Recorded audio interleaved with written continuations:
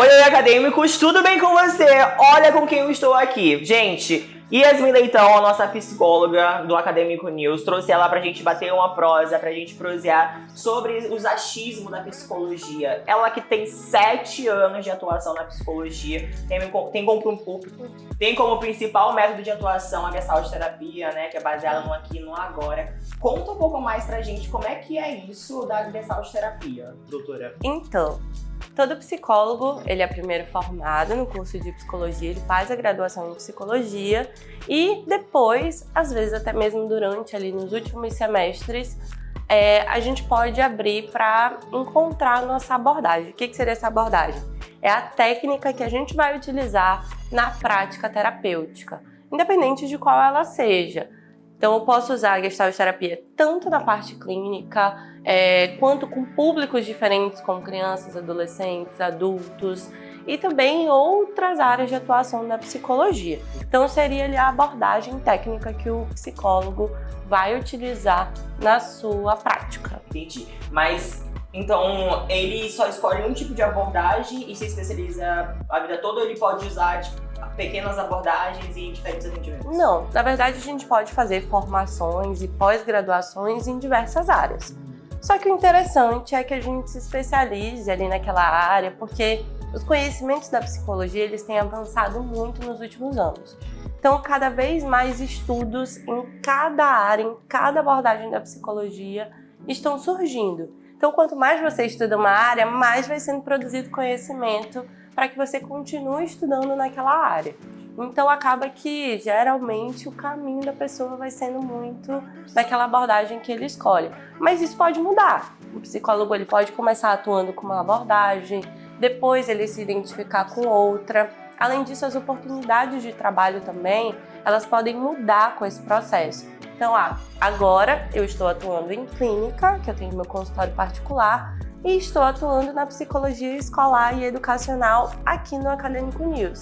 Então, os meus estudos estão sendo direcionados agora também para a parte educacional, não só para os aspectos clínicos da psicoterapia. Entendi. Mas aqui dentro do Acadêmico News, você também se baseia na Gestalt terapia ou nessa questão do atendimento educacional ele é um outro tipo de abordagem? Então, a gente consegue mesclar um pouco da psicologia escolar e educacional junto com aspectos teóricos e práticos da Gestalt terapia e aplicar nos atendimentos daqui. Mas claro, com muito estudo, a gente fazendo, até porque a gente precisa entender que esse contexto educacional é muito diferente de uma escola, por exemplo, é um outro ritmo, são outras demandas, os objetivos são diferentes, então acaba que tem que focar muito nesse contexto educacional pré-vestibular. Entendi. A gente lida geralmente com essa gama de informações aqui dentro do Acadêmico News, né? Que a galera tem que fazer simulado, tem prova edital, etc e tal. E como é que você lida com essas expectativas, tanto internas quanto externas dessa galera que chega, por exemplo, com um sonho e aí durante o desenvolvimento aqui dentro eu vi que esse sonho não é mais esse sonho e aí tem aquela pressão da família. Como é que a senhora lida com isso? Então, na verdade, lidar com isso é lidar muito com as ansiedades, com as expectativas que as pessoas colocam ali em cima de algo. No caso dos meninos, eles colocam toda essa expectativa em cima do vestibular. Inclusive, é uma coisa que eu trago para os atendimentos com eles. É o quanto passar no vestibular não simboliza somente entrar para uma universidade e começar a carreira profissional. Na verdade, para eles, simboliza uma gama de coisas, como autorrealização, como oportunidade de independência financeira no futuro, independência familiar também, poder tomar as próprias decisões, fazer as próprias escolhas. Então significa bastante coisa. Por isso que eles colocam toda essa expectativa e sentem toda essa ansiedade em relação a passar no vestibular. Então, como que a gente lida? Tentando trazer eles para essa realidade. A minha prática de trazer para o aqui e agora é super interessante, porque eles estão sempre pensando muito no futuro, em coisas que ainda vão acontecer, então a gente traz eles para o presente, para eles conseguirem, né, tirar o melhor aproveitamento possível desse processo, para poder ingressar na universidade. E essas demandas do futuro, eles vão trabalhar no futuro. Então, basicamente, assim, eu não gosto de falar a palavra basicamente, mas basicamente é como se a senhora falasse pra eles assim, cara, vai viver o processo e entender que o processo é importante pra você poder chegar lá. Se você não aproveitar esse processo, você basicamente vai chegar no dia e você vai só rodar e vai ficar igual a barata toda. Exato. Na verdade, é isso, é justamente isso, é trazer eles para cá, para o processo de estudar, de conseguir se concentrar, porque se a gente fica pensando muito no futuro, a nossa concentração, a nossa atenção, as nossas percepções, tudo fica voltado para o que ainda vai acontecer. E aí eles não conseguem tirar um bom aproveitamento e ter a produtividade necessária para conseguir focar no objetivo que é estudar, que é aprender, que é focar nas aulas, né, que é focar nos simulados, que é focar nas coisas que eles precisam focar agora. Então, é sempre tentar trazê-los para essa realidade, para que eles consigam colocar a mente deles, as emoções deles todas nesse processo atual e deixar o futuro para o futuro. Né? O que ainda vai acontecer é uma outra etapa da vida, vai ser uma outra fase, mas por enquanto essa é a fase atual. E aí a gente precisa colocar os pezinhos deles no chão, porque muitos por nervosismo acabam se perdendo. Tem muita gente que está com dificuldade de estudar agora, principalmente agora que as provas estão se aproximando, porque eles só pensam que a prova vai acontecer. E aí fica com aquele nervosismo de, será que eu estou fazendo o suficiente? Será que eu vou ser capaz? Será que eu vou conseguir? Será que vai ser uma boa prova? Será que a prova vai ser fácil? Será que a prova vai ser difícil? E aí não conseguem se concentrar no abrir os cadernos, abrir os livros, estudar, fazer as listas de exercício, porque só estão pensando lá. No meu caso. De verdade. E é exatamente isso que a gente pensa. Tipo, a questão de, meu Deus, a prova tá chegando e será que eu vou conseguir? Eu vejo que tem muita pressão familiar, né? Eu falo por mim, né, pela minha questão familiar. Os meus familiares, eles já entenderam que precisam me deixar um pouco aberto para a vida, mas antes mesmo de eles entenderem isso, tinha essa pressão de, e aí o vestibular, até hoje minha mãe, e aí o Enem tá chegando, você vai fazer, né, e tudo mais. Tem isso a ver com a ansiedade ou é um outro tipo de digamos que sintoma que dá nessa pessoa? Por exemplo, porque no meu caso eu me sinto muito ansioso quanto a isso. Eu fico, meu Deus, a minha mãe tá me mandando mensagem perguntando do Enem e aí eu fico rodando. Tem muito a ver com ansiedade? Tem, porque acaba que você tem as suas próprias expectativas em relação ao teu vestibular e as pessoas que estão ao teu redor, elas também têm expectativas quanto ao teu vestibular. E eu falo de um modo geral, né? Família, amigos, às vezes a pessoa com quem você se relaciona, até mesmo a própria instituição de ensino acaba falando, vocês têm que focar, vocês têm que buscar essa aprovação, seja na escola, seja no cursinho. Então todo o ambiente deles está empurrando eles para esse sentido do vestibular. Então a pressão ela acaba aumentando e a tensão, o nervosismo, as preocupações também aumentam nesse processo. Geralmente, a senhora faz atendimento também de jovens entre 18 e 28, 30, porque a gente tem alunos acadêmicos aqui no Acadêmico News dessa faixa etária, né? Até de 11 anos até 40, 45 anos, 50 anos. A senhora já atendeu criança, tipo, aqui dentro do Acadêmico News ou fora? Aqui dentro, ainda não. Gerenciei algumas situações, às vezes, de conflitos interpessoais que na fase da infância são muito comuns, porque eles ainda estão aprendendo a se relacionar, então ainda estão no processo ali de desenvolver essas relações interpessoais. Às vezes eles vão pegar muitos exemplos familiares para trazer de como eles veem as pessoas se relacionando dentro de casa, dentro da família, e aí cada um tem uma educação diferente, uma vivência diferente, isso às vezes pode entrar em choque. Então sim, já resolvi alguns conflitos interpessoais que podem surgir entre as crianças, normal, super faz parte, criança precisa ter isso, até mesmo para refinar o seu comportamento social, mas geralmente quem me busca mais são os adolescentes e adultos. Quando a senhora fala de manejar situações interpessoais, a gente tá falando que o amiguinho brigou com o outro amiguinho e às vezes não é nem isso, às vezes eles se incomodam com coisas pequenas assim mesmo. fulano, sei lá, faz um barulho assim quando eu tô querendo prestar atenção, e aí conflito. Ou, eu queria fazer uma coisa, a pessoa entendeu outra, conflito. Então, criança geralmente tem muitos esses conflitos, é super natural e a gente tá aqui para gerenciar. Tanto com eles, quanto com as famílias, quanto com os professores. Então, a gente traz essa base de suporte em parceria com a coordenação de ensino e com a psicologia, né, e as famílias, claro, para a gente conseguir alinhar e eles conviverem bem, terem um bom relacionamento, que são conflitos muito parecidos com o que eles enfrentam na escola, por exemplo. Eu só queria fazer um parêntese, porque que saudade desses conflitozinhos, né? São os problemas deles, Não é? né? Que eles estão tendo que lidar agora. Legal, Sim, muito legal mesmo. Mas não significa que eles também não sintam essa pressão e essa ansiedade em relação aos estudos. Também sentem muito, né? Mas eles ainda estão elaborando todo esse processo. Às vezes a maturidade ela ainda não está bem desenvolvida nessa faixa etária.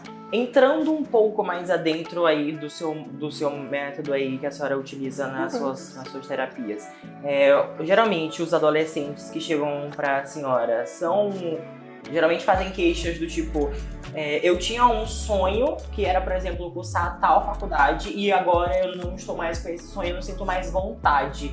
E como é que eu chego e externalizo isso pra fora e falo, por exemplo, pra minha mãe que construiu esse sonho comigo ou pra um amigo que tava desenvolvendo esse sonho comigo? Tipo, tem esses casos ou ele geralmente já vem formado e lida com outras coisas? Esses são casos bem específicos, né? Vai da individualidade de cada adolescente. Mas tem muitas questões em relação à escolha profissional, de dúvidas em relação à profissão, se quer mesmo aquela profissão, se vai querer mudar ao longo do processo, né, que eles estão se preparando para essa prova.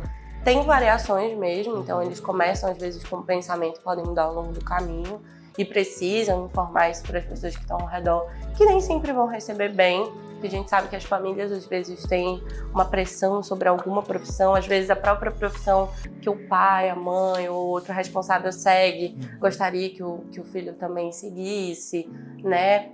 Então tudo isso, claro, envolve esse processo.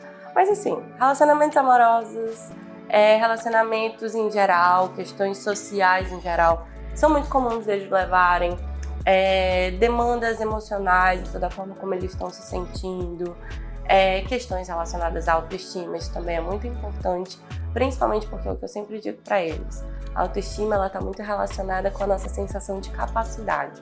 Quando a gente não se sente capaz em relação às coisas da nossa vida, geralmente a nossa autoestima está um pouquinho baixa. Então a gente precisa entender esse processo. Até mesmo nessa questão do vestibular, é um processo em que as pessoas se questionam muito. Será que eu sou capaz? Principalmente quando essa pessoa já tentou 1, 2, 3 vezes. Então às vezes rola essa grande interrogação. E aí isso afeta um pouco a nossa autoestima quando a gente está questionando a nossa capacidade. Então, são demandas que são trabalhadas, porque é o que eu digo para eles. Beleza, é um atendimento voltado para a educação? É um atendimento voltado para a educação. A gente vai falar só sobre estudo?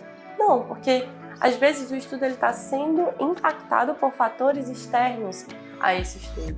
Está sendo impactado porque eu estou com um conflito relacional. Está sendo impactado porque eu estou com uma dificuldade de atenção e de concentração. Está sendo impactado porque, enfim, por N fatores, por problemas familiares. Então, isso também precisa ser trabalhado para que eles consigam se concentrar no estudo, aliviando um pouco daquela demanda que está acontecendo com eles em outros ambientes, por exemplo. Eu tenho 2 perguntas para fazer para a senhora agora de início. Psicologia é para louco? E o que eu devo considerar quando eu vou escolher psicologia? Não. Psicologia é para todo mundo. Todo mundo que quer buscar o atendimento psicológico, porque todo mundo passa por problemas, todo mundo vai viver desafios, todo mundo tem objetivos e nesses objetivos vão ter alguns obstáculos até você alcançar. Então, para lidar com esses conflitos, para lidar com essas demandas, a psicologia está ali para ajudar. Então não é só para quem está ali num estado de adoecimento mais grave, por exemplo. Mas também temos abordagens na psicologia que vão trabalhar esses adoecimentos, esses processos de adoecimento mais intensos. Então, sim, né, a psicologia é para todo mundo, independente do nível ali do problema daquela pessoa. Então, a gente sabe, né, que muitos dos nossos acadêmicos aí estão nessa mudança ou vem aí formando a questão de, tipo, eu quero fazer isso, por exemplo, eu quero fazer medicina e eu quero fazer medicina porque eu quero fazer medicina. A gente tem muitos casos também de mudança, né, desse modo de pensar e qual profissão quer seguir. O que a senhora falaria para uma pessoa que tá aí nessa, cara, eu escolhi psicologia. O que a senhora falaria para essa pessoa? Falar, cara, então... Bom, a psicologia é uma área que tem crescido muito no Brasil e aqui também no nosso estado. Então, para aquelas pessoas, né, claro, a gente tem pessoas que vão fazer vestibular somente para cá, tem pessoas que querem estudar fora, mas é uma profissão que está crescendo para todos esses rumos, né? Antes existiam muitos tabus em relação à psicologia, né, de ser uma profissão que só vai atender casos de adoecimentos muito graves, ou de ser uma profissão que só vai atender ali, os loucos, né, pessoas que, enfim. Mas na verdade não, a psicologia tem crescido bastante em diversas áreas. A gente precisa de psicólogo nas instituições de ensino, a gente precisa de psicólogos nos hospitais, a gente precisa de psicólogo no sistema judiciário, a gente precisa de psicólogo clínico, a gente precisa de psicólogo nos mais diversos contextos, na maternidade, enfim, todos os ambientes possíveis é importante. E nas organizações também. Então, nas instituições, no contexto organizacional, é muito importante que tenha um psicólogo. Então, isso tem crescido muito. Cada vez mais a psicologia está indo aí para novos ramos, novas técnicas, novas áreas, novas teorias em cima da psicologia. Então, é uma área que está crescendo bastante, é um mercado promissor. Então, para quem está buscando aí a psicologia, vale a pena. Eu tenho uma dúvida. Tá. A senhora falou que o mercado está crescendo, que o mercado está se desenvolvendo, né?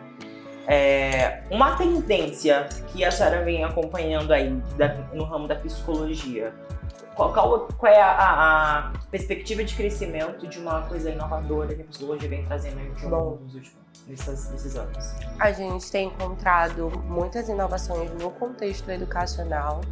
A gente tem encontrado muitas inovações na psicologia social, que vai trabalhar as comunidades como um todo, né? E a gente tem encontrado também muitos benefícios na psicologia, na neuropsicologia, que estuda a parte de neurociência também. Então, essas tendências têm crescido bastante, né? Pesquisa em psicologia é uma coisa muito importante, até porque a gente tem começado cada vez mais a aprofundar em novos temas.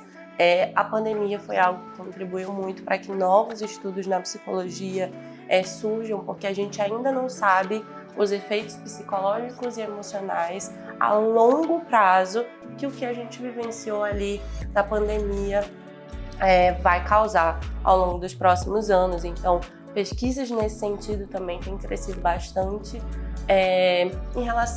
pesquisas em relação a como a nossa sociedade tem mudado e como as tragédias, como por exemplo tragédias no Rio Grande do Sul, impactam na saúde mental daquela região, de um país inteiro, né, e de regiões próximas ali.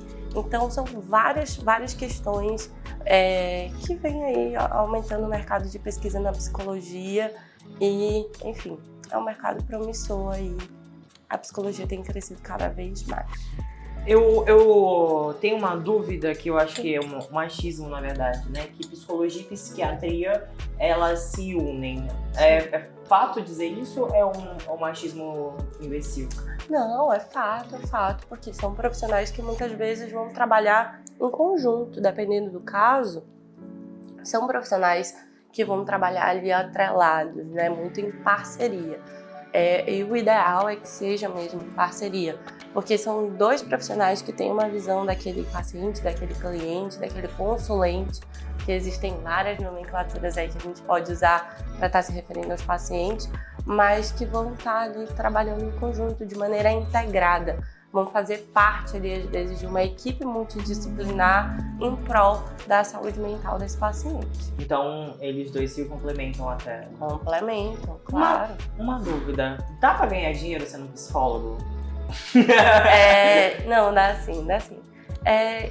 Tudo o que vai fazer o profissional é o quanto ele se dedica para a área dele. Então, se você é um profissional dedicado, independente do que você vai fazer na sua vida, se você vai ser médico, se você vai ser empresário, se você vai ser comerciante, se você vai ser um advogado, se você vai ser um lojista, se você vai ser um músico, para qualquer uma das áreas que você for, você precisa ter dedicação. Então, quando você tem dedicação, esse progresso ele acaba acontecendo, você acaba evoluindo na sua profissão, se tornando conhecido ali na sua área e se tornando também um profissional de referência. E aí, quando você se torna um profissional de referência, muitas vezes esse benefício dessa remuneração financeira vem e você acaba se tornando ali uma pessoa independente financeiramente. Então, sim, tem muitos psicólogos, né, que vivem aí a partir da sua renda com a psicologia, seja na área clínica ou em qualquer outra área. Existem muitos concursos públicos também abrindo para a área da psicologia, porque também no serviço público, claro, principalmente no serviço público, a gente precisa de psicólogo porque a demanda é alta e às vezes esse sistema público está ali meio defasado em relação a profissionais. Então, cada vez mais essa área tem crescido e é assim que a gente vai ver da psicologia. Entendi. Dá pra viajar uns três vezes no ano? Dá. Entendi. Dá. Depende se você é uma pessoa econômica também. Isso é claro. Não adianta você também ganhar muito dinheiro e gastar todo o seu dinheiro desenfreadamente. Isso é muito importante. Para a gravação. Um achismo. A senhora falou sobre dinheiro, sobre a questão da profissão e tudo mais. A senhora escolheu a Gestalt terapia pelo amor ou, tipo, porque a senhora se identificou mais ou pelo dinheiro? Então, tem essa diferença na psicologia? Tipo, a área clínica é que dá mais dinheiro, mas a Gestalt terapia na clínica, como é que funciona isso? O que acontece? Quando eu entrei na faculdade de psicologia lá em 2013, eu tinha uma ideia de que eu ia trabalhar com psicanálise e que eu ia trabalhar com a parte de sexualidade. Eu tinha muito interesse nessa área, eu estudava bastante sobre essa área no começo da minha formação, depois mudei. Aí depois eu queria trabalhar com pacientes oncológicos. Então também foi uma área que eu fui buscar ali para estudar bastante. E aí depois eu fui conhecendo, cada semestre que passava, que eu ia passando pelas disciplinas e que eu ia conhecendo mais da psicologia, mas eu queria estudar coisas novas. Então, a Gestalt terapia eu já peguei ali no último semestre, né? Que eu já tinha uma amiga que estava fazendo uma formação em Gestalt terapia e tudo que ela me passava para ler era muito interessante, porque a gente trabalhava muitos aspectos sociais e do comportamento das pessoas e temas atuais como racismo, questões de gênero, enfim, entre outras discussões pertinentes e importantes na nossa sociedade, e aquilo foi me encantando. Então, por isso eu segui pela Gestalt terapia, porque eu fui me apaixonando pelos temas conforme eu ia lendo mais sobre os conteúdos da Gestalt. Mas durante a faculdade, todo semestre eu queria mudar de área, né? Conforme a gente vai fazendo, a gente vai identificando novas áreas e vai ficando assim bem empolgado. Já rolou uma avaliação assim, quando a senhora... Por exemplo, eu tô com muita dúvida se a senhora tá me analisando. Isso é normal acontecer de a senhora sentar com uma pessoa, tipo, como agora, a senhora me analisou, como é que é? Ou não, assim? Não. Às vezes eu falo, né? Mas pra que eu ia te analisar? Pra que eu ia trabalhar aqui sem precisar? Olha! Na verdade, né? Tá bom. É o que a gente fala. A gente tenta colocar um timing ali no ser psicólogo e ser, por exemplo, no meu caso, ser a Yasmin. Mas, claro, eu tenho um olhar, às vezes, um pouco mais apurado. A pessoa vai falando umas coisas, eu vou me intrigando. Aí eu pergunto, nossa, aqui é muito específico, né, tá relacionado com você? Mas eu tento não fazer. Então, às vezes, eu realmente me desligo lá na minha vida pessoal. É desligado. Eu tento desligar esse lado da psicologia. E a psicoterapia me ajuda muito nisso. Então, é uma coisa que eu levo para a minha terapia. Então, sim, psicoterapeuta, né, profissional da psicologia em geral, também precisa fazer terapia. A gente lida com muitas demandas de muitas pessoas. Às vezes, essas demandas de vocês podem gerar atravessamentos na gente a partir de nossas experiências pessoais também. Então a gente precisa ter ali um acompanhamento psicoterapêutico para lidar com essas questões. E aí uma das demandas também que eu já levei para minha terapia é isso. Até onde a psicóloga vai, até onde a Yasmin vai dentro da minha vida. Então, quando a senhora fala em atravessamento, a senhora fala do tipo que pode ter um espelho onde a senhora se identifica com aquela história ou causa algum gatilho? Na verdade, são situações, às vezes, que o paciente ou o cliente passa, que a gente também já passou por algo parecido. Então, esses atravessamentos, eles vão gerar ali algum tipo de sensação na gente, ou desconforto, ou sensibilidade ali em relação ao que o paciente está falando. E aí a gente leva isso para nossa terapia, trabalha isso, e aí a gente toma a decisão se dá para continuar atendendo aquele caso ou não, né? Se a gente achar que a nossa experiência vai interferir muito na experiência do cliente, do paciente, a gente se volta um pouco para repensar se aquele caso não precisa ser repassado por outro profissional, e assim vai. Então a prática do psicólogo, ela requer uma responsabilidade muito grande, tanto da gente com o outro, quanto da gente com a gente. A senhora já chorou em uma terapia? Não, mas já tiveram casos que me emocionaram. É porque eu não sou uma pessoa muito fácil de chorar, assim, sou de expressar dessa maneira as minhas emoções. Mas sim, eu sinto muita empatia por muitos casos que eu atendo. Algumas situações me sensibilizaram já durante a minha prática, porque eu sou uma pessoa, né? Eu vou me sensibilizar com as coisas que as pessoas vivem. Não tem jeito, se eu vejo uma notícia na televisão, eu me sensibilizo. Por que eu não me sensibilizaria com um paciente meu que está ali na minha frente, convivendo comigo, às vezes semanal ou quinzenalmente? Então, sim. Tem muito disso. A senhora falou, a senhora deu uma ênfase a mais, o sensibilizar em ser uma pessoa, né? Tem muito disso de as pessoas acharem que por ser psicóloga, por estudar psicologia, a mente humana, a senhora vai ter inteligência emocional pra tudo. Tem muito disso das pessoas acharem isso. Claro, com certeza. E às vezes elas criam expectativas em cima disso, né? De que nós seremos ali sempre muito ponderados, muito sensatos sobre tudo. Mas na verdade não, somos pessoas com erros, acertos como qualquer outro. E normal, isso faz super parte. E estranho seria que se não fosse, né? Aí eu seria uma pessoa robotizada, uma pessoa ali travada para algumas questões. E não, sou uma pessoa bem aberta em relação a muitas experiências aí da minha vida, por ter passado por algumas e ainda vou passar por muitas outras. E isso vai me gerar erros e acertos, às vezes eu vou tomar decisões erradas também. Mas o importante é que eu tô ali, com a minha psicoterapia em dia, né? Também para lidar com as minhas questões. Teve algum momento na sua carreira que a senhora... que a conversa com o paciente, que a terapia com o paciente lhe fez repensar a posição de ser psicóloga, que lhe deixou assim no meio termo e falou, caramba, eu acho que eu vou abandonar essa profissão porque esse cara me falou... Isso pode acontecer com algumas pessoas. Nunca aconteceu comigo. Sei de colegas que já se questionaram.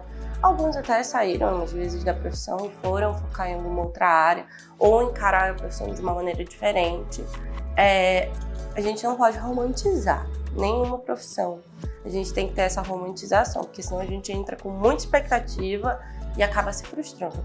Então, essa parte da romantização é uma coisa que eu sempre trago, as pessoas ali vão colocar o pé no chão, não é assim, é um trabalho como qualquer outro. Você vai receber elogios no seu trabalho, você vai receber críticas também.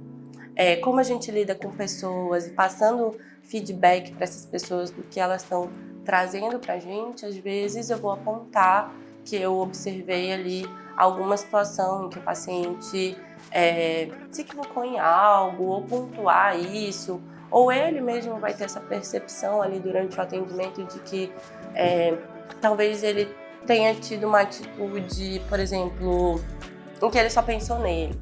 Né? Às vezes ele tá ali culpando o outro, mas ali ele tava só pensando nele naquela situação, ele não tava pensando tanto no outro. E às vezes a gente acaba pontuando essas demandas, e normal, todo ser humano vai ter seu estado de negação, e na negação a gente pode ficar muito chateado ali com o psicólogo, porque eu não queria ouvir aquilo, eu queria ouvir outra coisa.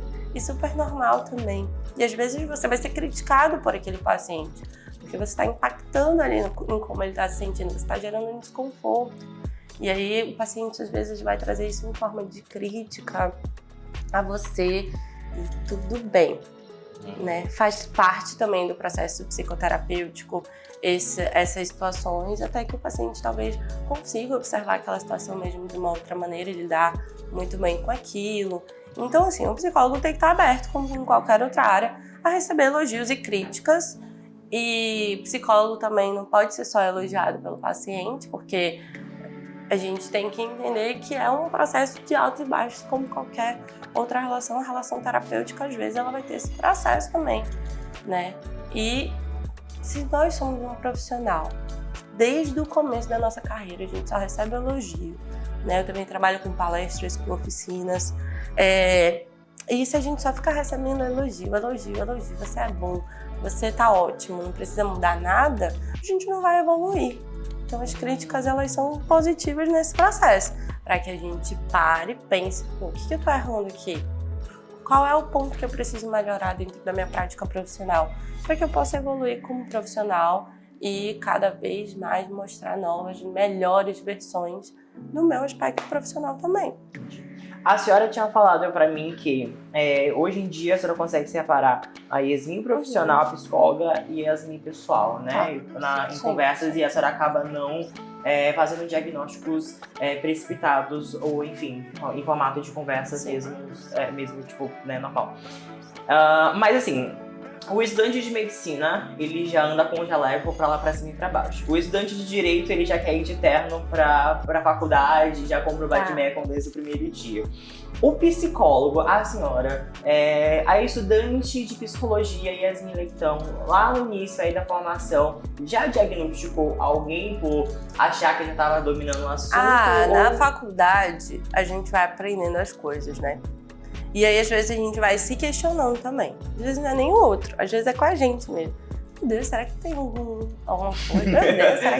Meu Deus, será que aquilo? Por isso que o acadêmico de psicologia também tem que fazer psicoterapia. Okay. Pra poder lidar com o que ele tá absorvendo ali, daquele contexto, né, de aprendizado dele. Então, esse é um processo importante. Às vezes a gente cai nessa falha de querer diagnosticar o outro, mas é o que eu sempre digo também, psicólogo não pode atender pessoas ali muito próximas do seu ciclo familiar, social, porque existe um impacto em como eu me sinto com aquela pessoa, na forma como eu vou trazer ali um feedback para ela, por exemplo. Então, não. A gente tem que ter cuidado aí com esse negócio de aprendendo as coisas e sair, você é isso, você é aquilo, você é assim. Até porque um diagnóstico, ele não é para taxar uma pessoa ou estigmatizar. Na verdade, ele é só para que a pessoa compreenda o que está acontecendo com ela e consiga buscar a melhor forma de tratar e lidar com aquela situação. Então, tem que ter cuidado. A senhora já diagnosticou a sua própria psicóloga? Tipo assim, não. De falar assim pra ela, a senhora poderia usar tal abordagem comigo porque é melhor. Não, eu atendo também psicólogos. Tenho alguns pacientes psicólogos e quando a gente está sendo analisado e quando a gente está no processo de psicoterapia, acaba que isso não interfere tanto. Pode ser que interfira e aí a gente pontua, você tá aqui como pessoa, não é como psicólogo. Tá tudo tranquilo, então trazer também esse olhar caso você atenda um outro psicólogo, seja atendido por um outro psicólogo. Então quando eu tô ali com ela, esquece teoria, esquece prática psicológica, vamos focar em outras demandas, vamos focar nas minhas demandas. A senhora consegue, ou a senhora pode falar sobre um caso de alguma psicoterapia que lhe marcou bastante, assim, seja positivamente, seja negativamente? Todos os casos, porque especificar um caso, mas todos os casos eles vão marcar, os meus pacientes sempre falam. Claro, eu tenho as minhas fichas de anotação ali, quando eu tô atendendo, né, ou eu faço anotações depois do atendimento, depois que a pessoa sai lá da sessão, eu vou lá, anoto o que foi trabalhado, para um possível relatório, um prontuário, que a gente precisa atualizar esses prontuários dentro da nossa prática. Mas eles até me perguntam muito como que eu lembro, né? Mas como que você... Porque às vezes eu trago demandas que eles falaram lá nas sessões iniciais e a pessoa já tá na metade ali do caminho.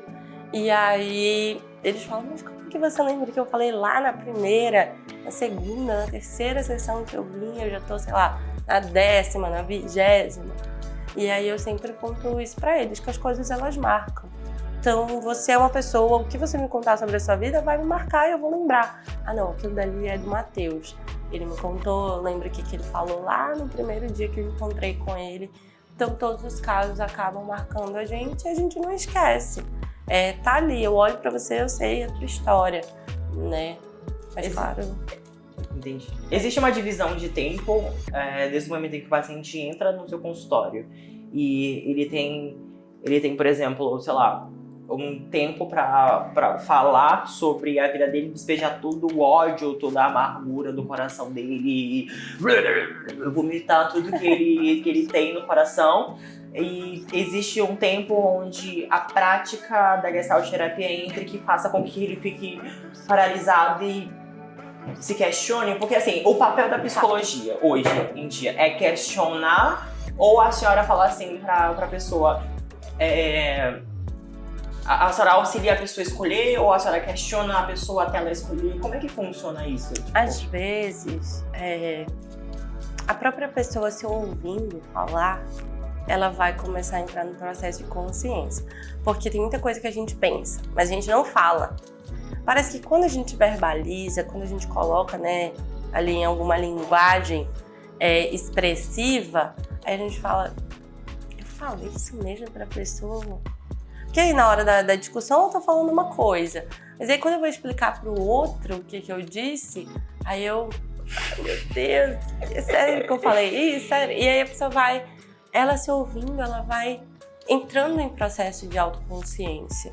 Né? Então, o papel do psicólogo, às vezes a gente vai questionar, às vezes a gente vai fazer uma pergunta pertinente, às vezes a gente vai trazer uma referência pertinente ali também para o paciente, às vezes a gente vai dar um feedback pertinente para o paciente para trazer ele para esse processo de consciência sobre, né, as atitudes dele, de autoconhecimento, mas às vezes a própria pessoa se ouvindo falar, ela vai começando a tomar consciência sobre como ela é, sobre os comportamentos, as atitudes, enfim, muitas outras coisas. Eu tive isso, sabia?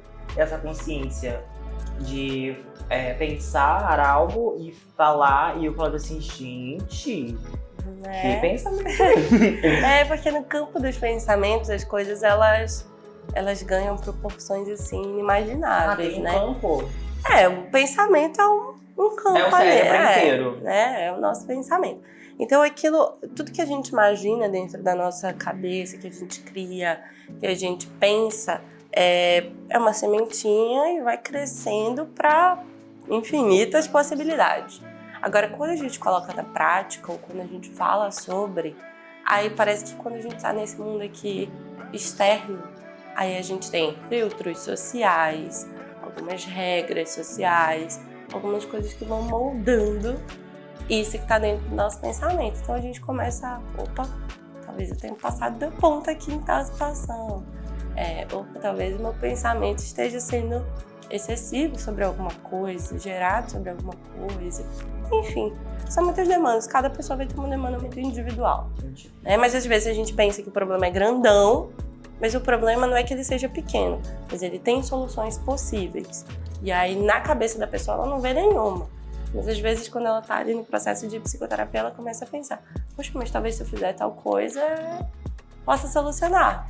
E aí é o que a gente vai... É como se fosse Lúcifer, né? Ali com a doutora Linda, no processo de consulta. Eu adoro a doutora Linda. E aí o Lúcifer chega com ela e despeja todo ali as suas ansiedades, os seus estresses diários e tudo mais. E ela fala algo e aí se levanta. É tipo isso que acontece? Mais ou menos. Ali o Lúcifer, ele fala umas coisas e ele não sabe ouvir também.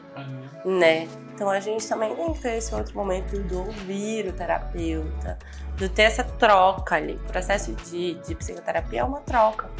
Então, ali na série do Lucifer que eu assisti toda, inclusive finalizei a série. Mas ali ele fala e vai embora com a percepção que ele teve, que às vezes é uma percepção nada a ver, e aí ele vai, e a doutora não consegue, né, nem falar, a doutora é linda, mas Mas é chegado, a senhora já teve esse tipo de paciente? Ou nesse processo chega um momento onde ele entende que ele precisa de escutar para que ele consiga saciar o problema que ele tem? Não, e como a gente tá ali, né, no momento terapêutico, acaba que isso é muito natural. Nunca tive, nenhum paciente que falou e foi embora e chega, acabou. Não, a gente sempre consegue ter uma troca. Legal. É bacana. Legal. A gente já tá finalizando, tá bom? Não vou tomar muito o seu tempo aí. O tempo dela, gente, é muito precioso, obviamente, né? Mas eu gostaria de saber da senhora, a gente tá em constante evolução de doenças, né, mentais. Sim. E antigamente não se falava em autismo, não se falava em bipolaridade, em borderline e tudo mais. Existem tendências de doenças para os próximos anos? Bom, eu acho que assim, nós estamos adoecendo mais fisicamente. Eu sempre gosto de fazer a comparação do físico com o mental. Porque às vezes tem um tabu quando a gente vai pensar sobre mental e emocional, mas quando a gente vai pensar sobre doenças físicas, não. Mas a gente tem adoecido muito mais fisicamente. Acho que vocês todos conseguem perceber dentro das experiências de vida de vocês os processos de adoecimento das pessoas em geral. Então, a gente tem adoecido mais fisicamente, a gente tem adoecido mais mentalmente, por quê? Estamos num mundo extremamente tecnológico e a tecnologia tem seus benefícios, mas também tem seu ônus, né? Estamos num mundo globalizado e estamos num mundo onde a velocidade das coisas está cada vez maior. Isso acaba fazendo com que as pessoas se voltem muito mais para o futuro, vivam menos o presente e se voltem muito mais para o futuro. Por isso que alguns processos de adoecimento, como a ansiedade, têm sido muito comentados e falados, porque cada vez mais a gente está nisso, futuro, o que ainda vai acontecer, e não focado tanto em viver o presente. Mas para outros processos de adoecimento também, o que acontece? Em cima da psicologia e da psiquiatria, existia um tabu. Então não é que antes as pessoas adoeciam menos mentalmente. Também, talvez adoecessem menos por conta do estilo de vida, de não ser nesse mundo que eu tô falando, tecnológico, globalizado, onde a velocidade das coisas é muito alta, onde a cobrança em cima das pessoas também é muito grande. Tudo bem, elas poderiam adoecer menos por conta disso. Mas também existe um outro fator que contribuía para talvez a gente não ter tantos diagnósticos assim, que é o fato da psicologia e da psiquiatria ser um tabu para muitas pessoas e elas buscarem menos esse tipo de acompanhamento. Então elas buscavam menos do quanto elas buscam hoje. Então, como que a gente vai diagnosticar uma pessoa que não vai buscar o profissional? Então muitos diagnósticos acabavam passando. Muitas pessoas acabavam passando a vida inteira aí sem saber o porquê de seus comportamentos, se estava relacionado com algum processo de adoecimento psicológico, de saúde mental e tudo mais. E muitas das vezes isso acaba afetando até no seu ambiente familiar, no seu ambiente financeiro, no seu processo ali também profissional. Porque antes as pessoas que passavam por processos de adoecimentos emocionais, questões de saúde mental, elas eram taxadas como esquisito, estranho, o diferente, o louco, o desequilibrado, né? As pessoas nomeavam de outras maneiras. Não tinha um diagnóstico sério com responsabilidade da pessoa buscar ajuda, de fazer um tratamento, de fazer um processo ali que vai ajudá-la nessa demanda. Então, antes é porque era de um jeito, tinha esse tabu, a gente estigmatizava e isolava aquela pessoa, excluía ou, enfim, trazia essa coisa de taxar o outro como uma coisa a partir do meu senso comum, né? A partir do que eu acho diferente. Isso acabou afastando muitas pessoas do diagnóstico na infância, na adolescência. Então, cada vez mais lá no consultório, eu tenho visto muitos casos, né, de adultos que acabam buscando o diagnóstico e descobrindo que são pessoas autistas, que são pessoas com TDAH, ou que são pessoas com algum outro transtorno ou espectro. E e quanto adulto, né? E é um outro processo fazer essa descoberta de um diagnóstico como adulto e tudo mais. Mas porque essas pessoas sempre estiveram ali. Elas sempre passaram pelas suas dificuldades, pelas suas limitações, mas elas não tinham diagnóstico, muitas vezes por conta desse tabu. Todo mundo não, muita gente, né? Todo mundo. Mas a galera geralmente é muito assim, eu esqueci isso daqui, tenho TDAH. Meu TDAH tá fortíssimo. Existe, tipo assim, todo mundo tem TDAH. Na verdade, eu vejo isso com algumas coisas específicas. O toque também. A pessoa, porque ela é muito perfeccionista, porque eu tenho toque com tal. Gente, não é assim. Um diagnóstico, pra gente fechar um diagnóstico, essa pessoa ela precisa ter vários aspectos ali daquele tipo, né, de transtorno, de outra demanda, que a gente tem um manual diagnóstico, né, de transtornos mentais, e ali é muito utilizado como base tanto para neuropsicólogos. A gente tem os testes psicológicos também, que são avaliações, né, pesquisadas, pesquisas credenciadas e aprovadas na área científica. E aí a pessoa faz os testes psicológicos, tem todo o manual diagnóstico para a gente diagnosticar uma pessoa. Então não é, porque eu gosto de limpar minha casa todos os dias, eu tenho toque. Não. Não é porque eu esqueço as coisas, eu tenho TDAH. Não. Não é porque uma criança tá agitada ali no dia a dia dela, ela é hiperativa. Não. Calma, não é assim. Tem que parar, analisar o que está acontecendo na vida dessa pessoa, talvez para contribuir com aquele comportamento. E aí talvez buscar uma avaliação. Mas é um processo.